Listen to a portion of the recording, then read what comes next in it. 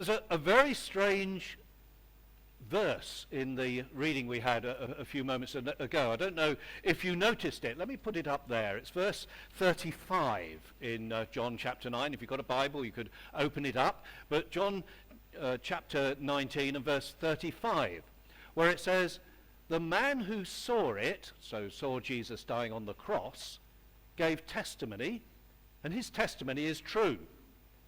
He knows that he tells the truth, and he testifies so that you also may believe."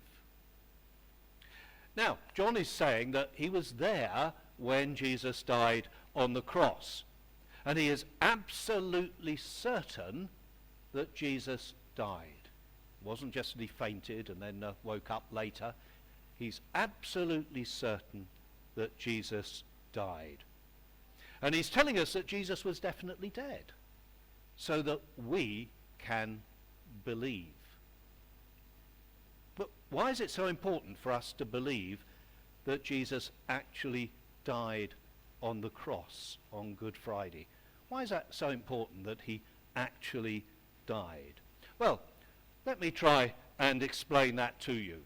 I've brought something in today that I don't usually show people because I'm a little bit ashamed of it. But this is my sin bin. Okay, so this rubbish bin contains all the sins from the past and the present and this morning and while I was getting here and since I've arrived here, all those horrible sins in my life. And this is what I don't usually do. I don't usually open it up and let people see. But because you're all here, I think it'll help us to understand Good Friday. So let me just pick a few out, okay? Now, here we go. You don't want to know that. Now this one, let me start, has been in here for a long, long time. You see what it says? Disobeying parents. Now, that's been in there a really long time, okay, disobeying parents. It's a terrible thing to do, and I haven't done that for a long time. At least, I haven't done that for a long time, but it's still there. It's still in my bin. And, oh, look at this. Greed. Appropriately on a chicken mushroom pie. But greed. That's those occasions when I kind of look at something, I really want more of that. I really want that. I must have that. Greed. It's awful. And oh dear, what have we got here? Lying. Not telling the truth. Saying things that aren't true. And it's in there because I've done it. It's part of the sins in the past, and who knows, maybe more recently. And this one, look at this. Envy. That's when I look at what other people have got and I think, I really want that. Why should they have that and I haven't got that? Envy. And just look, there's so many in here that kind of, look at this, anger. Now, you don't believe that's in there, do you? You've never seen me angry. Well, Linda probably has. But there it is. It's in there. Anger. And, there's lots and lots in here. Gossip. Now, let me tell you this, that I may have gossip in here, but you should talk to that's gossip. Gossip's when I'm kind of talking about other people behind their back. And, there's just lots of other things. I'm sure nobody else has got this in there. Are they rude? Nobody else has got rudeness in their sin bin. Well, there's all these horrible things in here. And I'm going to put them all back in because you don't want to see them all the time. And let's just fasten it up again here. There we go. And none of those sins are any worse than any other. It's not that one sin is worse than another sin. They're all as bad as each other because they're all disobeying God. They're all disobeying God's ways. And that's what sin is. And some have been in there a long, long time. Some of them have been in there quite recently. Some of them are probably there from this morning. Some of them I'd chosen to forget. I'd forgotten that I was disobedient to my parents lots of times. But all of them are there in my sin bin. And here is the problem. It is attached to me. And I can't get rid of it. I have been carrying this around all my life, and it's been getting bigger and bigger and bigger. And that's the problem. They separate me from God. I can't get rid of them, and I carry them around all the time. And when God looks at me, he sees all of this, because he knows that I deserve to be punished for everything that's in this sin bin. But now, look what Jesus does. What Jesus does on the cross is to take the penalty, the punishment for my sin. The punishment is eternal death. So he takes the punishment for my sin by dying in my place, taking my punishment, so that two things can happen. First of all, I can be forgiven. But secondly, my past is removed and I am free from it. So I no longer have to carry all of that around. I'm forgiven from it, and I don't have to carry it around anymore. I'm free from what's called the penalty of sin. I'm no longer guilty. If Jesus didn't actually die on the cross, that wouldn't be true. So John is telling us, I saw Jesus die. I'm telling you so that you can believe and you can have your sins forgiven and removed completely. So you too can be free, says John. And that's already true for you if you believe in Jesus' death on the cross. But it can be true for you if you believe that Jesus actually died in order to take your punishment. So you too can be free from everything that you've done wrong in the past and free for the future. And that's why Jesus dying on the cross is Good Friday. But we'll think a bit more about that in a moment.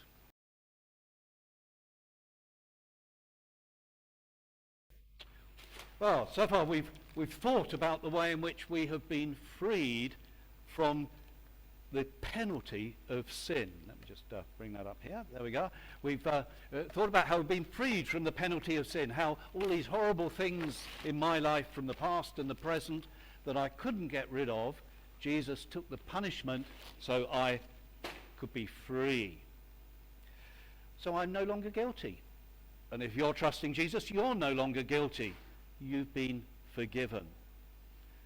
But here's the problem. You see, I am still tempted to do things that are wrong. And I have done this morning, and I do every day, and we're tempted to get angry, aren't we, or to be greedy. And when we do them, we are still free from the penalty of sin. In other words, we are still forgiven. But it's as if we're saying, the sin bin, that's gone. It's no longer tied to me. And I'm not collecting sins anymore, and they're not becoming a burden to me anymore, so I can do whatever I like. So how do you think Jesus feels about that? When I'm angry, when I'm arrogant, when I'm disobedient, or when I'm greedy? How does Jesus feel? See, I think he says to me, I died on the cross, taking the punishment to forgive you. And you just keep doing things that are wrong, as if you couldn't care less. In other words, I come to church on Good Friday, and I'm grateful that Jesus has died to take the penalty for my sin, has taken all that away, and then I go back after the service, and I live as if it didn't matter at all, as if I couldn't care less. And perhaps I reply, well, I couldn't help it. Really? Could I not help getting angry? Could I not help being arrogant? Now, do you remember how important it was that Jesus actually died on the cross in order to take the punishment for us so that we could be set free from all we've done wrong in the past? And he freed us from the penalty of sin. But it's even more amazing than that. He's freed us from the power of sin, from the penalty of sin and from the power of sin. Just listen to what the Apostle Paul says when he's writing to the Romans. He says, "For we know that our old self was crucified with Jesus so that the body ruled by sin might be done away with, that we should no longer be slaves to sin." In other words, sin no longer has that power over us. And when we trust Jesus, all the nasty stuff in our life dies with Jesus, and now he takes hold of us. He takes hold of us and is with us all the time, helping us to live in the way that God wants us to live. So we don't have to sin anymore. We don't have to give in to temptation anymore. We don't have to do things that are wrong anymore. It's a little bit like this. It's a bit like kind of walking down a narrow path and maybe you're blindfolded and you don't really know where you're going, and yet there's all sorts of things over there and over there that you think, oh, that'd be interesting. Oh, I like the thought of that. Oh. And Jesus is walking with us. He's got his hands on our shoulder and he's saying, no, this way. Keep this way. Let me show you how that works. I need some volunteers. I need a parent and a child. A parent and a child. It's very easy. There's a reward at the end. One parent, one child. Anybody? I'm kind of hopeful. All right, okay. And you need to bring a parent with you. All right, yeah, brilliant. Okay, so this is kind of how it works. It's James, isn't it? Is it James? James. Right, I'm going to put this blindfold on you, okay? Can you see? No, that's good. Right, and you're going to just stand here, and Mummy is going to stand behind you with her hands on your shoulder, and she is going to lead you around the church this way, round and back down the middle, and she's going to keep you going the right way. And it may well be that there are some people along the way who say, oh no, come this way. Like Connor might say, oh, this is much more interesting way over here. Or or somebody else might say, oh, there's some really nice things over here for you to kind of go to. And Ian at the back there might say, oh, you're going the wrong way, you ought to come this way. And gradually we're going around and we come back. Brilliant. You can take the mask off. We're back at the beginning. And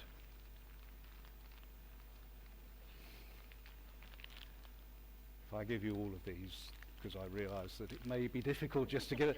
Those are going with Mummy, and I'm sure she will reward you. Let's say thank you. Well done, James. But you see how it is, that actually we don't have to go on those other ways. Now, of course we do.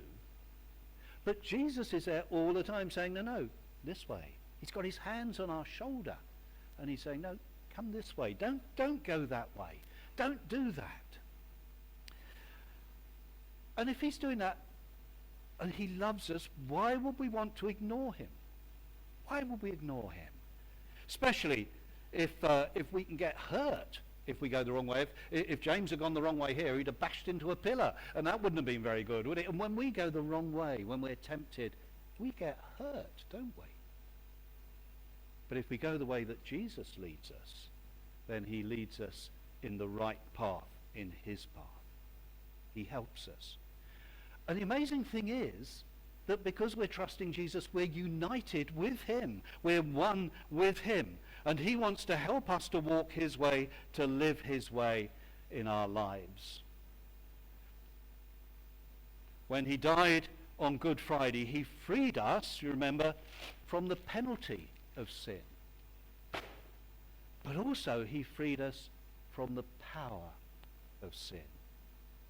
He's freed us from the power so that he will help us to avoid temptation when it comes. When we give in, which we of course will do, but when we give in, he forgives us again, and we're forgiven, we're constantly forgiven. But he desperately wants to lead us in the right way. And so when we face temptation, he says to us, no, this is the way. This is how you can avoid it. Why don't you just do this? So when we're tempted to be angry, Jesus says, just stop. Just think. And then you don't have to be angry. You don't have to give in to that temptation, because we're freed from both the penalty of sin and the power of sin. Isn't that amazing? And that's what makes Good Friday good.